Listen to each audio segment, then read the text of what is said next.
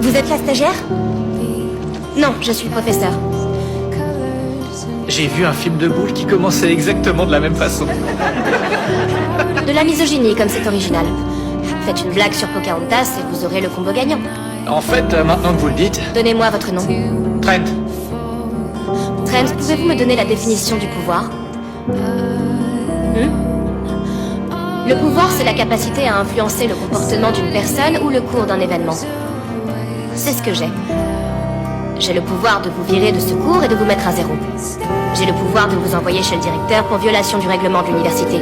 Je peux agir de façon à changer le cours de votre vie. C'est ça le pouvoir. Et vous n'en avez aucun. On sait que le premier véritable contact de l'explorateur Christophe Colomb avec les natifs américains fut le peuple arawak dans les Bahamas. Et voici ce qu'il a écrit à ce propos dans son journal. Ils ont volontiers échangé avec nous toutes leurs possessions. Ils ne portent pas d'armes et ne connaissent pas leur usage, car je leur ai montré une épée qu'ils ont prise par la lame et ils se sont entaillés les mains par ignorance. Je crois qu'ils feront d'excellents esclaves. Il ne nous a pas fallu plus de 50 hommes pour les soumettre et les obliger à obéir à notre volonté.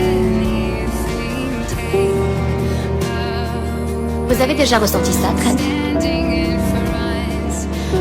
Est-ce que vous avez déjà eu envie de soumettre une personne à votre volonté, sans lui demander son avis?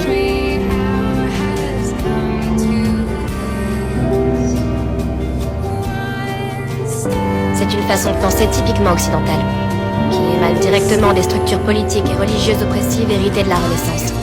L'époque où rois et prélats exerçaient un pouvoir absolu sur des masses qui en étaient privées.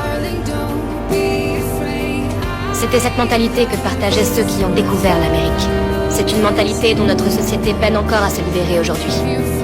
L'histoire que vous connaissez n'est qu'une justification que la culture dominante tente de donner à cette action.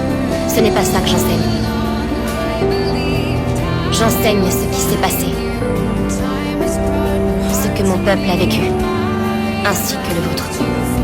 Vous en êtes bien sorti. Vous étiez nerveuse? J'étais terrifiée.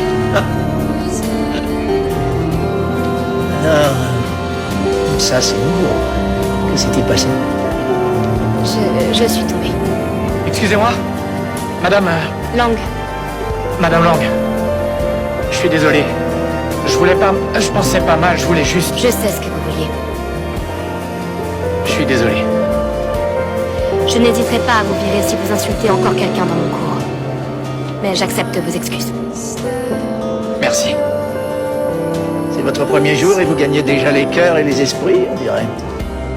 Cet esprit-là est loin d'être gagné. Certes, mais il est aussi très loin d'être perdu.